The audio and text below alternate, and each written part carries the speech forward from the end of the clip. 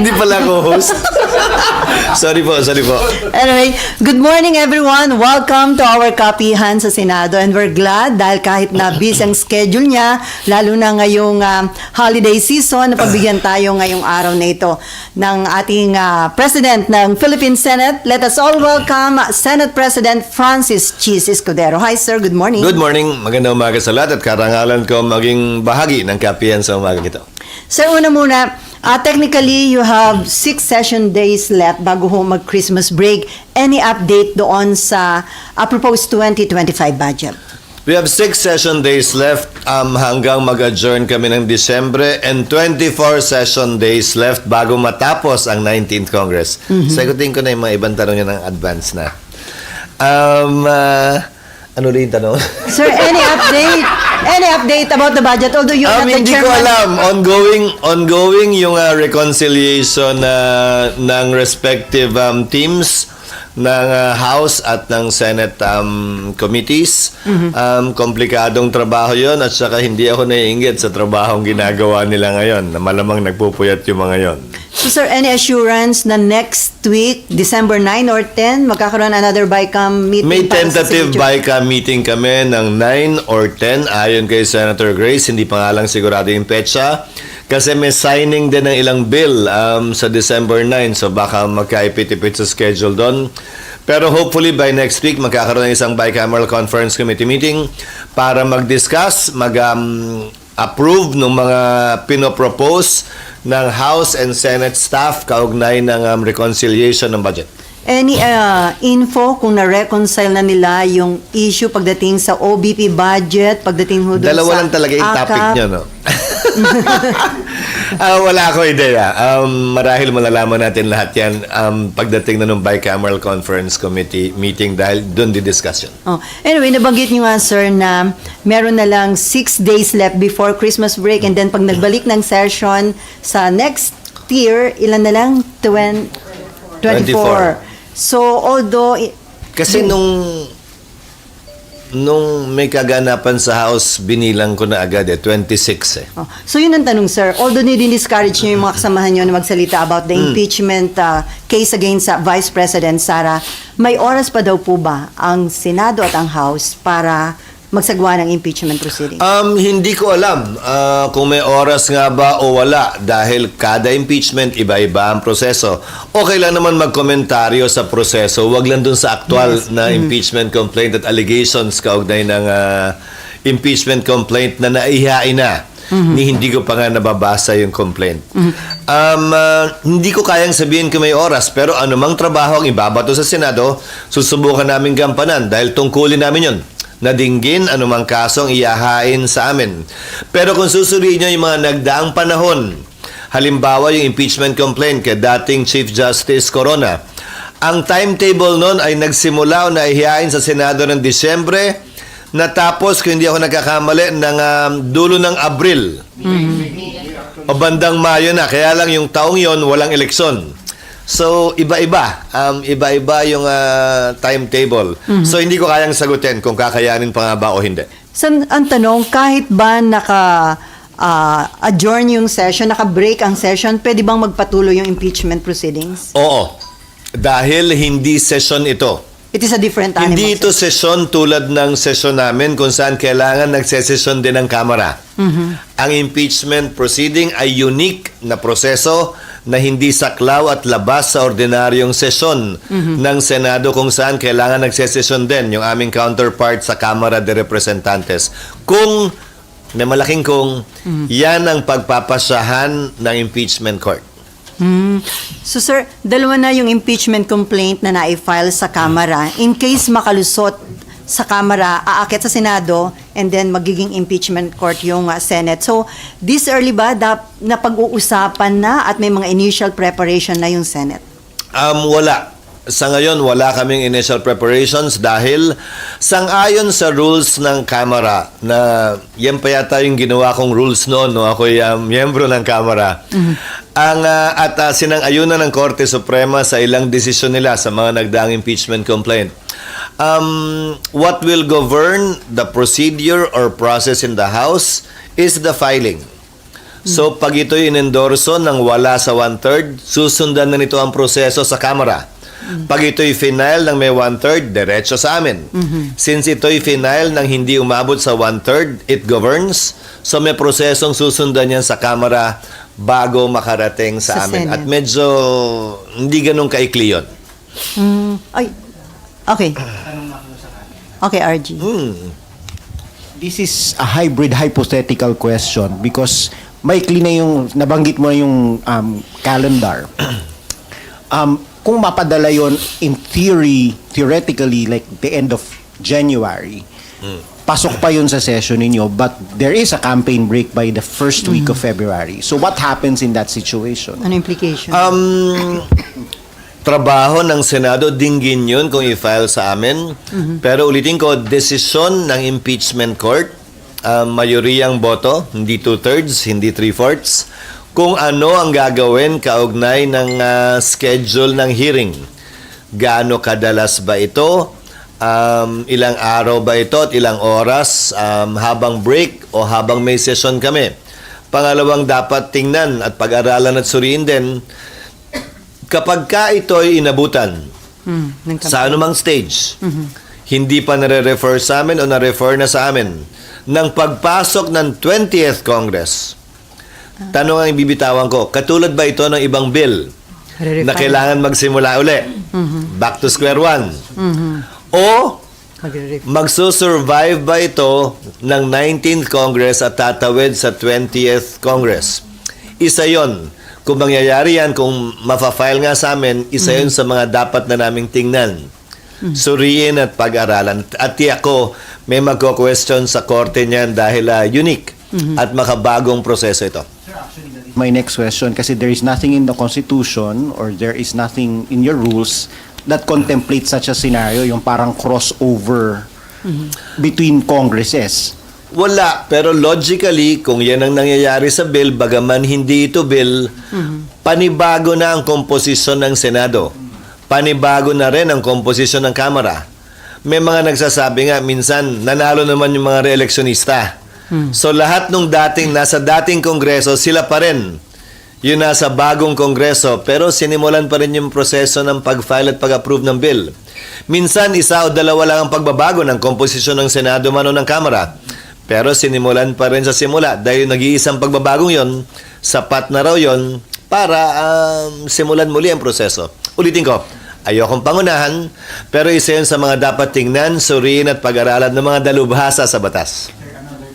Kasi there's also nothing in the Constitution or in the rules prescribing a timeline for the impeachment court to dispose of an impeachment case. Parang wala akong nalalang ganun na. Sa House meron, pero sa inyo wala. Nakalagay, day to day, sa araw-araw hanggang matapos. Actually, yun ang nakalagay sa rules namin. Ito'y dapat dinggin hanggang matapos sa araw-araw. Kaya kung maalala mo nung nagdaan, araw-araw talaga yung hearing. Lunes hanggang Huwebes pa nga yata. Kasi yun ang nakalagay sa rules. Pero yung rules nga, mababago yon sang-ayon sa gusto ng mayoriya. Sa ngayon, ang rules namin yun ang nakalagay. Araw-araw na didinggin hanggang matapos. Pero siyempre, yung definition ng araw-araw nung nagdaang impeachment court, hindi naman Lunes hanggang Linggo. Hindi naman talaga araw-araw. Pero sir, sa rules nyo lang yan, hindi yan sa Constitution. Sa rules namin.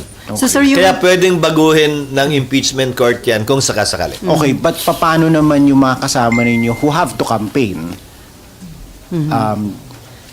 Will that affect their disposition Well, towards the court? pagbobotohan, alam mo, mas madali pa nga siguro. Kung mangyayari yan, this is purely hypothetical. Yes. Kung mangyayari yan, pagbobotohan yan ng mayoriya ng Senado at sa parte ng mga re-electionista, hindi ko alam kung paano nila titingnan to. Mas madali bang pangampanya to? Hindi nila kailangan mag-ikot dahil tiyak ko, televised at susubaybayan libreng ito. exposure. O mas gusto ba nilang lumabas? Hindi ko alam talaga. Ayokong gamiting basehan yan o ayokong gamiting opinion yan kung ano ang mangyayari at pagpapasya ng Senado. So, hindi ko trabahong pangunahan ang magiging desisyon ng mayoriya. So, sir, libreng exposure pero depende sa kanilang magiging performance sa impeachment trial. Again, depende. Sa magiging pasya ng mayoriya, 7 ang incumbent na re-electionista sa ngayon. Pero sir, ano yung general sentiments ng mga senators? Kasi ilan yung mga nakakausap namin hanggat maaari, ayaw din nila na magkaroon ng impeachment. Well, ang political na prosesong alam ko sa Pilipinas ay dalawa lamang. Eleksyon at impeachment. Pag sinabi mong political process, may kanya-kanyang opinion tayo, nagkukumbinsihan tayo, magkakaiba tayo ng pananaw, at tiyak ko pagbumulan ito ng pagkakahati-hati natin. Sino ba naman ang may gusto na maghati-hati tayo at magkaroon tayo ng mainit na debate at hindi pagkakaunawaan tulad ng isang halalan? Wala naman din siguro may gusto yun. May gusto nun. Pero legal na proseso yan, alternatibong paraan yan para mapanagot ang ating mga opisyal na nasa saligang batas. At wala kaming kontrol kung yan ay mangyayari nga o hindi. Basta gagampanan ng Senado ang trabahong iaatas sa amin. Sir, dun sa inyong i-adapt na rules, it's either i-adapt nyo yung existing or kaya magkaroon kayo ng amendments. Isa ba dun sa pag-uusapan nyo kung kailangan nyo magsuot ng robe o talagang yun under the Constitution? Wala sa konstitusyon yung pagsusuot ng robe, pero dahil nasimula na yun, malamang yun na rin yun. At siguro isa na yun sa pinakamaliit na issue na kailangan naming pagdaanan at malampasan. Kasi kung magsusuot at kung anong kulay yun. Maliit na bagay na lang siguro yun. Kasi may concern Senator Nancy dun sa kulay, sir, ng robe. Anyway, Mean? Sir, balik lang ako dun sa mga re-electionist. Hindi ba parang lugi sila, sir, kung matuloy itong impeachment? Hindi nga sila masyadong makakaikot, sir. Hindi ito question ng lugi o lamang. Question ito ng legal na proseso tungkulin na dapat gampanan ng Senado kung mangyayari nga. At hindi rin para sa akin sabihin lugi o lamang sila dito. Pagdating sa trabaho at tungkulin, lamang man o lugi, dapat namin gawin at gampanan yon. May mga nakikiusap ba by now, sir, na mga re-electionists na kung pwedeng patapusin na muna yung... May ganun bang concern, sir, among your colleagues? Wala pang nagtanong at lumapit sa akin kaugnay ng bagay na yan dahil alam naman nilang labas at hindi kasama sa kapangyarihan o labas sa kamay namin. Yung pagpapasya, kung may iyahain nga ba sa amin o wala. Wala kaming impluensya, karapatan o pakialam doon. Sir, isa na lang. Just in case umakyat dito, babaguhin niyo ulit lahat ng rules. Tama ba, sir? Hindi siya parehas nung sa corona impeachment. Posibleng baguhin, posibleng i-adapt lahat. Ang problema lang, pag babaguhin namin o may babaguhin kami, kailangan namin i-publish muli.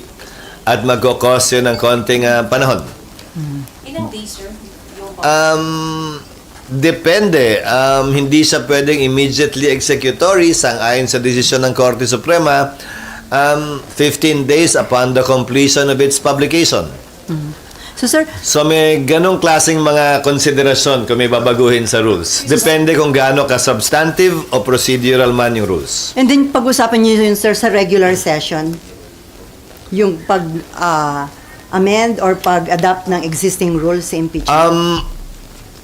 Hindi. Impeachment court ang magpapasya nun. So magkukonvene na kayo as impeachment court. Dapat Doon mag-convene pag-usapan. kami para mapag-usapan yon. At bago kami mag-convene, kailangan namin lahat sumumpa bilang mga miyembro ng impeachment court. Pero hindi namin gagawin yon kung wala namang inihahain pa sa amin. Sir, okay. Sir, yung 15 days, kailangan siya publish 15 days, tsaka kayo magsa-start ng hearing ng Hindi. impeachment court. Sang-ayon sa desisyon ng Korte Suprema sa Tanyada versus Tovera na medyo ilang dekada na rin ang lumilipas.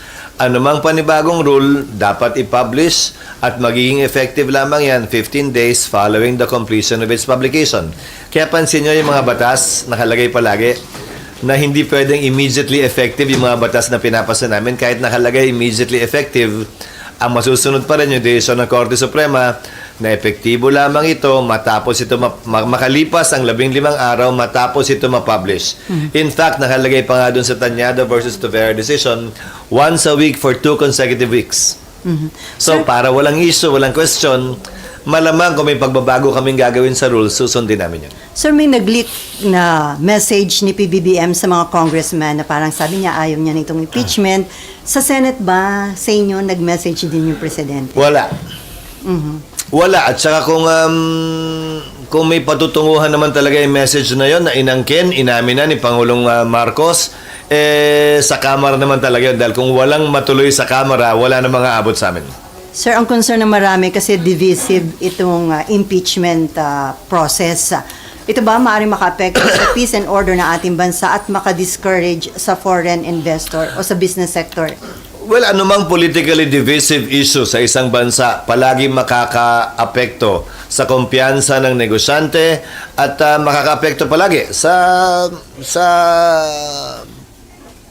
ordinaryong pagtakbo ng pamahalaan dahil iba naman talaga ang galaw, kilos at salita kapag nagkalinyahan na ng kampihan ng pula at puti. So yung confidence ng business sector pwedeng maka-apekto, sir? At sa takbo na negosyo? Posibleng maapektuhan, oo. Pero ayon sa economic managers, sa ngayon, dahil nga hindi pa naman natutuloy, puro chismis at usapan lamang naman to, kampante pa rin ng economic team ng Pangulo na ito hindi makaka-apekto hanggang sa pagtatapos ng economic numbers ng ating bansa sa taong ito. So malaking challenge ito sa administration ni Pangulong Marcos. Paano niya mapapanatili stability, yung kumpiyansa nga ng... Challenge sa ating lahat ito. Lahat ng opisyal, kabilang na yung mga opisyal na involved, pabor man o kontra sa administrasyon. Dahil siguro naman, walang opisyal ng bansa na ayaw maging maayos ang takbo ng pamahalaan at ng bansa. Wala ring ordinaryong Pilipino na gustong magkagulo ang ating bansa. RG. By having, or if ever there is a proceeding, Kanina pa tayo hypothetical Wala ba tayong real talk? hindi, kasi May mas real talk, may mas real talk akong nabasa sa ano. saan? Ay, showbiz. Gusto mo? You wanna go there? Hindi, Sige na, puro hypothetical kasi. Hindi, Sige, kasi by having all of these impeachment issues this close to an election, hindi ba magiging election issue yan that will affect I guess the minds especially of the judges who are running in the election? Definitely. Naalala nyo nangyari na ito noon? Nung impeachment ni dating Chief Justice Davide. Papalapit na sa eleksyon yon. Davide. Papalapit sa eleksyon yon. Malapit na malapit sa eleksyon. Hindi mambabatas pala ako noon. Miyembro ako ng Kamara noon. Nagkalinyahan ang simbahan nung panahong yon kumampi kay Chief Justice Davide. Inaaway kami ng mga bishop namin patungo sa isang halalan. Nangyari na yon sa ating kasaysayan. At titimbangin siyempre yon ng sino mang tumatakbo. Kung babalik tanawan ninyo, nangyari sa impeachment ni Chief Justice Davide, hindi ito nakaligom ng 1/3. Pinagbotohan yun sa plenaryo. Hindi nakaligom ng 1/3. Pumosisyon ng presidente noon laban sa impeachment, si dating Pangulong Arroyo, kung aking naalala. So, hindi ito unang beses mangyayari sa ating kasaysayan kung sakasakali. Sir, yung INC... Nandun nga lang ako sa Kamara noon. Anyway, sir, yung Iglesia ni Cristo, magsasagwa daw ng malakihang rally para harangin ang impeachment case against BP Sara. In support daw ito, so naging panawagan ng Pangulo. Anong... Ewan ko kung pareho yung napanood mo sa napanood ko, pero ang sabi ng Iglesia ni Cristo, susuportahan nila ang posisyon ng Pangulo na hindi siya sang-ayon sa impeachment. Pero, Malaki ang pagkakaiba nun kung inuna mo na yung pangalawa kaysa sa una. so, may ano ba? In support yata dun, sir, magsasagwa sila ng malakihang Bilang rally. pagsuporta nga sa posisyon ni Pangulong BBM, walang sinabing pagsuporta, kung tama ang pagkakarinig ko, at pagkakapanood ko, kaugnay sa sino mang binabalakang sampahan ng impeachment. So hindi yun Maliban na lang kung magkaiba yung napanood natin, pero mukhang pareho. Pero sir, ito nga in support nga dun sa panawagan ni Presidente na huwag na Yan. sana magkaroon ng impeachment. Pero hindi naman ito pagsuporta ng INC kay BP Sara. Hindi para sa akin na magsalita para sa kanila. Iniinterpreta ko lamang yung kanilang sinabi base sa mga salitang ginamit na ito'y pagsuporta sa posisyon at pananaw ni Pangulong Marcos na hindi makakabuti ang impeachment sa ating bansa sa panahong ito. So itong mangyayari, malokang rally ng INC, patunay na talagang very divisive itong impeachment. Marahil patunay na ayaw nila tulad ng maraming Pilipino na magkawatak-watak tayo kung kailan maganda na sana ang takbo ng ating bansa. At marahil posisyon ito na hindi dapat madiktahan ng 1, 2 o 3 tao kahit pinuno pa natin sila na magkahiwa-hiwalay at magkawatak-watak tayo. Obligasyon ng bawat Pilipino tiyakin at hanapin yung nag-iisang daan na pwede nating pagkasunduan at pagkaisahan sana. Before- Imbis na pilit nating hinahanap yung pag-aawayan natin, pagkakawatak-watak natin at hindi natin pagkakasundo-sundo. Before Nimpa, bilang kayo yung Senate President na magkakaroon ng impeachment, parang, ano yun sir, how do you feel? May concern ka ba? Or Wala. mahirap ba yung magiging trabaho nyo bilang kayong Presidente na May nagsabi nga sa akin, kung matutuloy yan, grabe, 3 oras kung papanoorin yan. Sabi ko, ikaw nga, manonood lang, kami uupo doon at 3 oras din mahigit. Pati kayo. Trabaho ang tingin ko rito. Kung dumating man, haharapin namin. Hindi mahalaga kung gusto namin ito o hindi, kung konbinyente ito sa amin o hindi. Ang importante ay trabaho ito na inata sa amin ng saligang batas.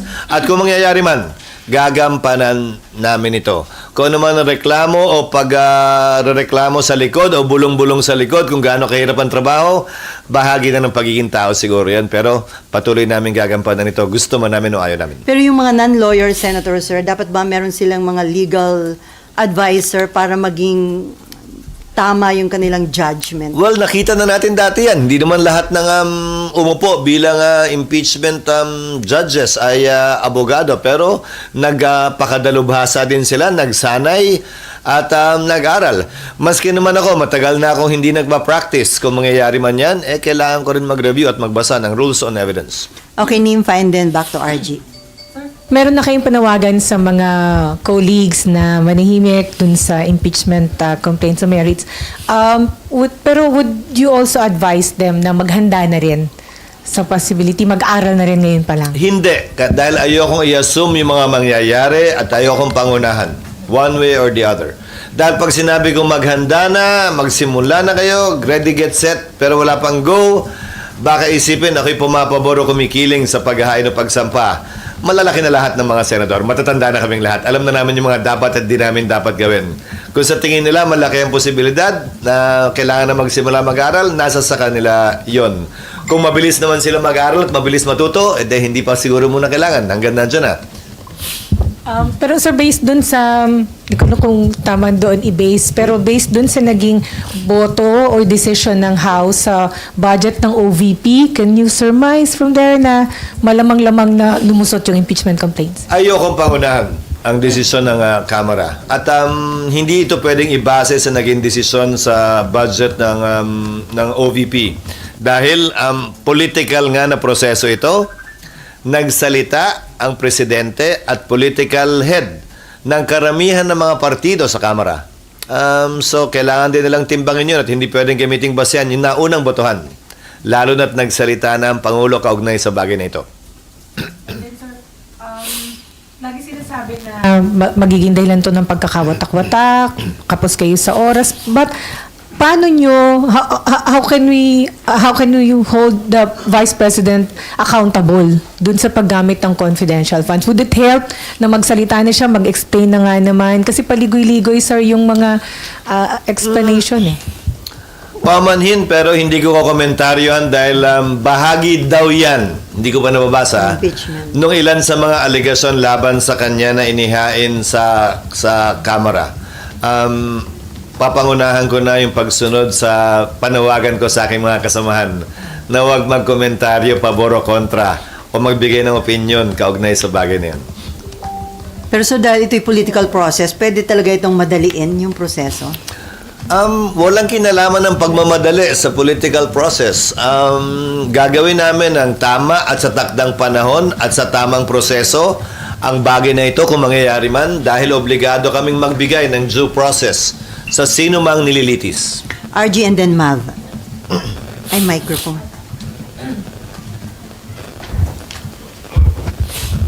Sir, when the intramurals, political intramurals began, nag-call ka for the easing or the escalation of tensions. Sa tingin mo ba napakinggan yung call mo na yon? Do you feel that nag-ease ang tensions in the last few days? Nag-ease man, marahil hindi naman dahil sa panawagan ko, dahil hindi naman involved o hindi naman mga aktor ang mga miyembro ng Senado o ako doon. Pero sa pananaw ko, at hindi dahil sa sinabi ko, yun.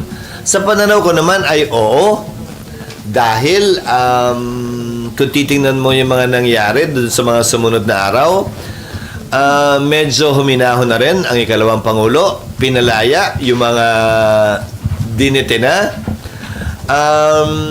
May naghain man ng impeachment, ito'y sumunod sa proseso. At nagsalita ang Pangulo na hindi ito ang mahalagang dapat binibigyan natin ng pansin at tinututukan. Kung kaya't yung kanyang posisyon na hindi makakaganda sa ating bansa ang prosesong ito kung mangyayari sa panahong ito. Okay, Mav. Pero hindi ko sinasabing dahil sa akin yun na, ano na yun, nangyari na lang siguro. Sir, gaano po kayo kakumpiyansa na should it reach the Senate, it will be an evidence-based process and not a political party thing? As the presiding officer, I will make sure that the presentation of evidence will be allowed and given free, will flow freely. Kaya lang yung desisyon, hindi naman nangangahulugan na evidence o hindi evidence-based yon. Political na desisyon ito. Pero yung proseso, bilang presiding officer, ay magagarantiyahan ko yun at mataas ang kumpiyansa ko doon. Na gagawin namin lahat ng pamamaraan para tiyakin na anumang ebidensya ay makakalabas nang hindi niyuyurakan ang karapatan ng akusado o ninuman. Okay, before Daniel, sir, ano yung gagawin nyo para wag maulit yung nangyari, nagkaroon ng pag-walk out yung prosecution panel? Kanina During yun? ERAP time yun. Ano yung gagawin nyo to make sure na hindi yun mangyayari? Walang verdict, di ba? Walang nangyaring... Botohan ang nangyari doon. Bumoto ang impeachment court, hindi sumang-ayon yung mga prosecution. Kaya nangyari yun. Pero yung pagboboto, yung botohang yun at yung proseso sa pagboto, sinunod nila yung rules na impeachment court. Yung reaction na yun ay labas o hindi na saklaw ng proseso ng impeachment. Okay. Daniel. Sir, good morning. Sir, yung mga senators, usually kayo nakikinig talaga kayo sa public opinion. And tingin nyo ba, sir, pag sakali lang dumating dito yung impeachment, malaking factor din yun? Dahil political process ito, oo. Dahil medyo batikan na ako, ika nga, pagdating sa impeachment processes. Unang term ko pa lang sa Kamara. Alam nyo, bago mag-1998, bago ako pumasok sa Kongreso, noong 1998, hindi dahil dala ko yun, hindi naman nagagamit itong provision na to ng saligang batas, kung maalala nyo eh. This is what they would call a dead letter law noon. Nagsimulang gamitin ang impeachment 1998 muli, matapos ang 1987 Constitution. Bago nun, di naman ginagamit yan eh.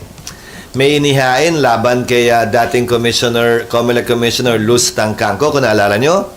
Sinimula ng isa pang impeachment laban sa dating Ombudsman, tapos kay Chief Justice Davide, tapos kay Pangulong Estrada. Kay Pangulong Estrada, tapos kay Chief Justice Davide, biglang nagamit na palagi yun. Sa karanasan ko, siyempre palaging apektado ang mga mambabatas sa Kamara man o sa Senado ng opinyon ng ating mga kababayan na kailangan nilang timbangin din naman siyempre sa katotohanan at ebidensya na ipepresenta na sabay-sabay natin mapapanood. Hindi lang naman sila eh. Pati kayo mapapanood dahil public hearing ito. At yung public opinion mababase sa ebidensyang lalabas. So hindi dahil gusto ko to bago nagsimula, ayaw ko to bago nagsimula, ay yun na yung dulo din nun. Nakita nating nagbabago yan. At pwedeng magbago depende sa presentasyon ng ebidensya at kung gaano nga ba kalakas ang ebidensya pabor o kontra sa isang akusado. Okay, before Nympha and Raymond, sir, since it is a political process, ano yung Wala pa rin assurance? tayo, pupunta ba tayo dun sa realistic naman at hindi na sir, malapit hypothetical? na. Puro hypothetical tayo talaga. Sir, Okay. political process, ano yung assurance na magiging independent lahat ang mga senador bilang impeachment judge? Sa Nakalagay sa rules namin. walang outside forces na makaka-impluensya sa inyo. Nakalagay sa rules namin na bagaman ito'y prosesong politikal, hinihiling sa mga miyembro ng Senado ang tinatawag na political neutrality. At dinefine ang political neutrality na hindi ito dapat maapektuhan ng iyong partido, paniniwala o pinanggalingang grupo bago nagsimula ang proseso. Maliwanag sa rules namin yon. At magsisilbing giya dapat yan sa aming lahat. So, during the impeachment trial, dapat ba yung mga impeachment judge walang kumakausap sa kanila from side of... Kanya-kanya na yun eh. Kanya-kanya na yun. Pero ang magiging payo ko siguro, kung may kakausapin man sila, siguraduhin nilang kakausapin na nila lahat. Pag kinausap nila si Juan, dapat kausapin na rin nila si Pedro. Kung wala silang kakausapin, hindi wala silang kausapin, nasa sa kanila yun. Para hindi sila mabahiran o mabigyan ng kulay. Pero kung magsisimula silang kumausap ng isang panig, dapat bigyan din nila ng pantay na pagkakataon yung kabilang panig na makausap din sila. Kahit sa mga kaso, Amerika man, sa Europa o sa ating bansa, hindi naman bawal kausapin ang huwes. Lalo na kung nagkataon lang na nagkita kayo. Basta bukas ka rin, makipag-usap kung nagkataon nakita din kayo sa anumang panig. Anyway, Nympha, and then Raymond, and then Camille. Sir, ito realistic. Realistic. Ay, no comment ako doon. Hindi wala akong alam doon. So, dun sa OV2 budget, balik ko lang. Kasi isa yun sa contentious issues, di ba, sa 2025 budget. Pwede bang i-gauge doon sa magiging decision ng Congress yung posibleng kahinatnan ng pagpapa-impeach kay Vice President? Kasi Senate and House ang magde-decide doon eh. Hindi. Hindi naman pinagbobotohan yon at walang 2/3 doon. Walang 1/3 doon. Consensus ito para makapagpasa ng batas. Hanggat maaari, hindi ba, anumang desisyon ng Kongreso o ng Senado o ng Bicaman ay consensus ito. Hindi mo man nakuha lahat ng gusto mo, parte lamang, hanggat maaari consensus na lamang imbis na botohan. Huling option palagi ang botohan. Pero, sir, mag-gauge pa rin doon who's and how many are for the Vice President? Opinion at interpretasyon nyo na yan. Hindi ko titingnan ng gano'n yun. And then, sir, kailan kayo mag-uumpisang maghanda? Kailan yung dapat na mag-uumpisang maghanda ang Senate sa impeachment trial? Pag naihain na sa amin. Dahil pag naihain na sa amin, may proseso pa rin naman kami kailangan pagdaanan. Mga 2 hanggang 3 linggo yung prosesong yon. So may sapat na panahon. So until then, wala kayong movement, wala kayong meeting at all? Wala. Wala akong balak gawin yon bilang paghahanda dahil baka sabihin presumptuous kami, pinangungunahan namin, o may alam kaming hindi nyo alam.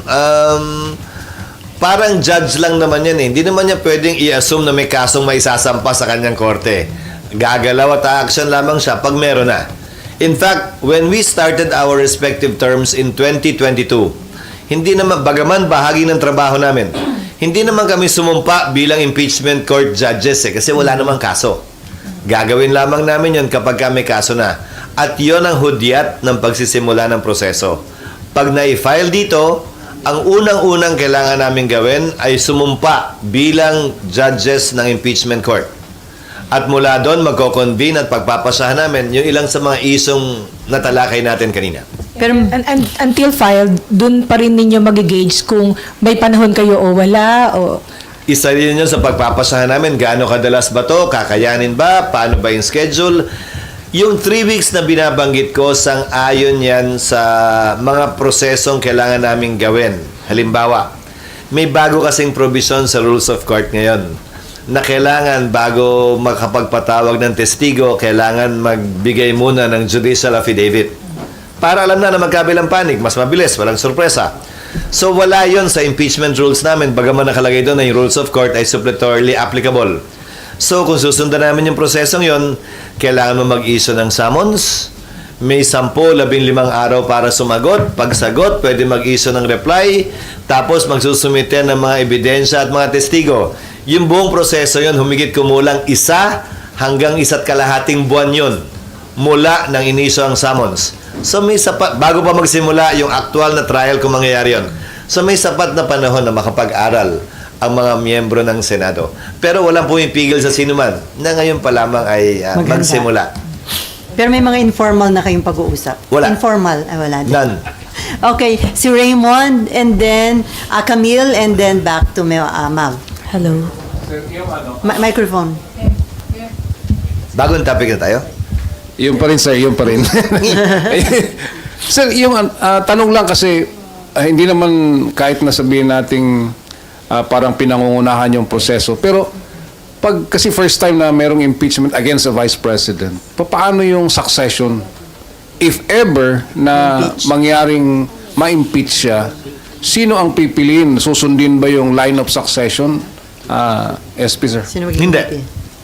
Hindi susundan yung line of succession. Yung line of succession, papasok lamang yan kapag sabay na wala ang 1 at 2, sabay na wala ang 1, 2, 3. Doon lamang papalit ang pangatlo o pangapat. Nakita na nating nangyari yan. Nung natanggal si dating Pangulong Estrada, pumalit si then Vice President Arroyo, na bakante ang Vice President, ang ginawa niya, so hindi sabay na bakante. Nag-appoint siya mula sa Kongreso. Ang age requirement ng congressman ay 25 years old, ang age requirement ng senador ay 30 years old, ang age requirement ng presidente at vice-presidente ay 40 years old. So limitado ang pwedeng piliin ng Pangulo na magiging ikalawang Pangulo mula sa Kongreso na ang edad dapat 40 pataas. Wala naman yatang senador na bababa sa 40, so lahat ng senador ay qualified. Pero may mga kongresistang below 40. Hindi sila pwedeng i-nominate dahil hindi sila qualified. Yung ibang qualification ng Pangulo at ikalawang Pangulo, taglay na ng mga mambabatas. Natural born citizen, registered voter, resident of the Philippines, and able to read and write. So yung edad lamang ang nawawala. So pipili siya at matapos niyang pumili, i-confirm ito by majority vote ng Kamara at ng Senado voting separately. Pag nangyari yon, siya na yung papalit bilang ikalawang Pangulo. At nangyari yan kay then Senator na naging Vice President Teofisto Gingon. So lahat ng senador qualified, sir? May Senator bang below 40? Wala naman Wala. yata eh. So lahat So yes, sa Kamara naman, hindi lahat, only because of age. But the President will nominate. Yun ang unang beses nangyari yan sa ating sistema. At nakita nating tumakbo ng maayos yun. No more Raymond. Camille. Yeah. Hello, sir. Good morning. Yes, Sir, Camille. kasi during the time of former President Estrada, kasama po si Chief Justice Davide na gumawa ng parang mga rules ng Senado noon before the impeachment proceedings. What steps will you take to ensure na yung trial na mangyayari, potential trial, I mean, will be parang may rules din and steps kayong as guidelines na susundin? Will it be the same na prior to the potential trials, magkakaroon din ba kayo ng meeting with the Chief Justice since kasama siya sa magiging proceedings po nito? No, hindi siya kasama sa proceedings na ito. Ayon sa saligang batas, magpe-preside lamang ang Chief Justice kapag Pangulo ang ini-impeach. Sino mang ibang opisyal na ini-impeach na mababa sa Pangulo, ang magpe-preside lamang ay ang taga-Pangulo ng Senado at walang papel na gagampanan ang punong mahistrado. Kaya nung kay dating Pangulong Estrada, naalala nyo, nandun si Chief Justice Davide. Nung si Chief Justice Corona ini-impeach, si Senate President Enrile lamang ang nagpe-preside. So, nakita na rin natin yun na nangyari. Okay, Mav. Pero para tiyakin na yung proseso ay sasangayon sa batas, suppletorily applicable nga ang rules of court. At yun ay nakasaad sa aming kasalukuyang rules. Yes. Baka may baguhin lang kami, depende sa kagustuhan ng mayoriya ng impeachment court. Hindi ko papangunahan yun. Okay na kami. Okay. Sir, Ma'am. quick lang po. Sir, is there an option na mag-inhibit ang isang senador? Yes, karapatan nila yun, but ang pag-inhibit ay karapatan ng sinuman, but it is voluntary. Hindi ito pwedeng pagpasyahan sa aking pananaw, ha? Sa aking pananaw, hindi ko sinasabing nakaukit ito sa bato. Hindi ito pwedeng pagpasyahan ng mayoriya ng impeachment court. Ito'y voluntarily done ng miyembro ng korte. Dahil kung susuriin mo yung ibang collegial courts natin, ano-ano ba yon? COMELEC, Court of Appeals, di ba? Sandigan Bayan, Supreme Court. Kapag kami pinapa-inhibit na maestrado, magpa-file ng motion yung korte, yung isa sa mga partido sa kaso, pero personal na desisyon yon nung maestrado kung mag-i-inhibit siya o hindi. Hindi yan pinagpapasahan ng kabuuan ng Supreme Court, Court of Appeals, Sandigan Bayan o COMELEC kung tatanggalin nga ba dun sa kasong yon ang isang miyembro nila. So by analogy, yun ang nakikita kong magiging proseso niyan. Any member can inhibit, but he or she has to decide on that voluntarily on his own, on her own.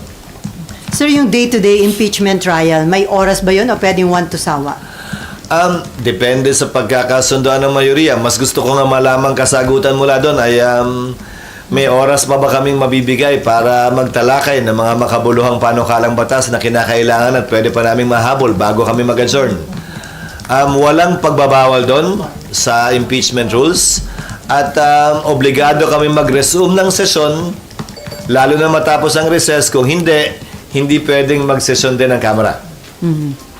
Okay. About impeachment pa rin? Okay. At tungkol na sa ano? Sa mas exciting na mga bagay? Oo nga. So, nasa na yung, Ayoko. Sir, yung postponement ng BARM yung election. BARM, sir, nasa na yung bill para i-postpone yung BARM elections? Nasa komite pa din. Dinidinig pa. Paano, sir, may time pa ba kayo? May hahabol po. Mahabot kasi, sir, nagpe-prepare na rin yung COMELEC. Ang concern nila, magagastosan na sila sa pag-prepare kasi wala silang choice but to prepare. Dapat lang naman talaga mag-prepare sila dahil wala namang batas na Kaya- pinopostpone ito. Kaya nga, sir, so how soon can you decide on the bill? Tila hindi naman ito isang bagay na minamadali sa ngayon dahil ang Kamara sa pagkakaalam ko hindi pa naghihiring dito. Ang House. Sa pagkakaalam ko So, So, possible. anong malabo? Hindi, sinasabi ko lang, hindi pa sila naghihiring dito, so walang rason para madaliin ito ng chairman ng committee on, ano ba nag-handle yan? Local government. Local government, ni So- Senator JV. So, matutuloy ang BARM elections kung hindi ma-approve yung proposed bill niyo, sir.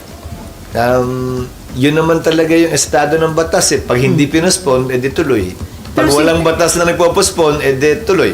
Pero, Senator, So, hindi pwedeng i-assume ng COMELEC dahil lamang sa mga salitang binitiwan ni Numan na ito'y mapopospone hanggat walang batas.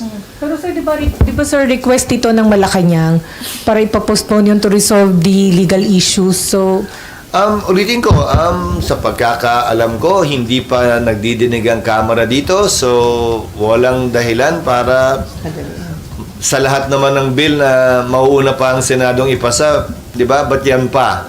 This is mostly a local bill. Kaya nga, Committee on Local Government, di ba? Local bill naman talaga ito na dapat magmula sa Kamara at matapos muna ng Kamara bago ito matalakay ng Senado. so nakasalalay sir sa nakasalalay sa Malacanang sir yung pananawagan sa House and Senate to Hindi, nakasalalay sa Kamara. Ayokong sabihin nakasalalay sa Malacanang. Dahil may sariling proseso naman ang Kamara. So, ulitin ko local bill ito, kahit matapos sa komite, i-refer lang ito sa Committee on Rules. Hindi ito ma-report out hanggat walang pinapasa ang Kamara ang nakarating na sa amin sa plenaryo. So, walang rason para madaliin ito sa ngayon sa komite. Sir, si Senator Juan Miguel Zubiri na siya yung author, sponsor ng Bangsamoro Organic Law, sabi niya, plano niya mag-file ng bill next week na gusto niya mag-conduct ng plebiscito sa about Sulu dahil mukhang karamihan ng mga taga-Sulu ay gusto pa rin na maging part ng Bangsamoro Autonomous Region. Well, kailangan pag-aralan niya ng Senado at ng Kamara dahil yan mismo yung laman ng desisyon ng Korte Suprema. Hindi daw po pwede na ilang beses mong tatanungin hanggang manalo sa plebisito ang isang probinsya. Yan mismo yung desisyon ng Korte Suprema nung tinanggal niya ang Sulu sa BARM. May opt-in, sir. Ano? May opt-in provision. So, pwede kang bumalik talaga, sir. Ang tanong ko nga sa inyo, bakit may opt-in at walang opt-out? Lahat ng pinasang BARM laws, lahat may opt-in, walang opt-out. Isa yan sa mga kinwestiyon doon sa desisyon ng Korte Suprema. So, titingnan lang namin kung babagay at hindi yan lalabag sa naging desisyon ng Korte Suprema na pinal na ngayon. Kasi syempre, nagsabi na silang hindi tama yung pinasa naming batas, di ba? Ba't namin uulitin pa yon? So, titiyakin lang namin na compliant yon sa desisyon ng Korte Suprema. Although- Yun ang pag-aaralan na titingnan namin. Although yung COMELEC yata nagsabing mukhang wala na rin tayo magsagawa ng plebisito. Oo, hindi na rin naabot. Pero ang pagpapasyang kailangan nilang gawin, pupunuan ba nila yung 7 seats mula sa Sulu o hindi? Sa 80 miyembro ng Bangsamoro Parliament, may 7 naka-allocate sa Sulu. Ang pagkakadinig ko na inclination ng mga miyembro ng BTA sa ngayon ay iiwanan nilang bakante yon. Dahil meron pa rin namang sapat na bilang o 73 para tumakbo yung Bangsamoro Parliament habang inaantabayanan nila kung ano yung magiging desisyon kaugnay sa lalawigan ng Sulu. Before Camille, sir, yung RAA, yung military agreement between Japan and Philippines, ano yung chance na magkabotohan bago kayo mag-break? Sisikapin namin magawa yun bago mag-break. Na-sponsor na ni Senator Aimee. Na-expect kong magkakaroon kami ng approval on second reading next week. Kung tatalakayin namin ito tulad ng bill para wala ng problema sa minority. Pero kung talagang kinakailangan, pwede naman namin aprubahan ito sa pareho o magkahiwalay na araw nang hindi naghihintay ng 3 days. Dahil treaty ratification ito. Pwede mong i-argue na ito'y hindi katulad ng isang batas. Pero para wala na ring issue, ginagawa na lang namin na parang bill yung treaty. Pero kung kinakailangan, pwede naman namin hindi sundan o sundin yung mga ginawa sa nagdaang treaty dahil nagawa na rin namin ito sa ibang treaty na hindi hiwa-hiwalay na araw ang botohan. Sir, na-address na ba yung gray issue tukol daw dun sa jurisdiction? Kasi sabi ni Senator Aimee, yung problema natin dyan doon sa US, Philippines. I think na-address na yon dahil in-sponsor na ni Senator Aimee yung RAA. Pangalawa, ang tratado hindi tulad ng bill na pwede mo pang amyendahan. Take it or leave it ito. Finish or not finish, pass your paper ito. Pabor ka o hindi. Yun lamang naman ang pag-uusapan at hindi ka pwede magmungkahi ng mga pagbabago, amendment dito sa napirmahan ng kasunduan. Sir, hindi daw issue yun. May death penalty ang Japan, tayo wala. Pagdating dun nga sa... May death penalty ang Japan, tayo wala. Kung may mag-commit ng criminal act. Kung may mag-commit man ng criminal act dito, criminal laws are territorial by nature. So kung saan ginawa yung krimen, yun ang batas na gagamitin laban sa lumabag sa batas. So hindi relevant kung may death penalty sila dahil ang pinag-uusapan natin RAA kung saan may mga sundalong Hapon na pupunta dito. Camille, and then Nympha ulit. Sir, another question. This is regarding during the time of yung kay Corona po. Nagkaroon ng contentious issue kasi, sir, during the time, yung prosecution, they sought to subpoena the Corona's bank records, including foreign currency deposits. And the defense argued that this violated the confidentiality of foreign currency deposits. And ang Supreme Court that time, if I remember it right, nag-issue ang Supreme Court ng challenge because this is parang lumalabas yung TRO, nag-issue sila preventing the disclosure of these records. Nagkaroon ng debate. Paano nyo kasi this might also be the same thing na pwedeng pabuksan yung mga bank accounts and magkakaroon ulit ng debate regarding this issue. Paano nyo po i-handle to? Gagawa ba kayo ng proceedings? Kasi during the time of Corona, naging debate po ito between prosecution and defense. Ayokong pangunahan. Ano man ang mangyayari, ayokong pangunahan kung mangyayari man nga yung impeachment trial o hindi. Pangalawa, anumang issue pagpapasahan ng presiding officer at pag hindi sang-ayon ang mga miyembro ng impeachment court, pwedeng may isang humiling na pagbotohan yan. O sa unang pagkakataon pa lang, pwede nang ibato agad ng presiding officer yan sa impeachment court para pagpasahan at pagbotohan. Majority vote wins. Dadaan yan sa prosesong yan kung harapin mo namin yun. Sir, but during that time, nag-issue ang Supreme Court ng TRO. So, Unawain mo, ang iniiso ng subpoena ay kabaro ng Korte Suprema Chief Justice pa. At kung maalala nyo, nag-issue din ng Supreme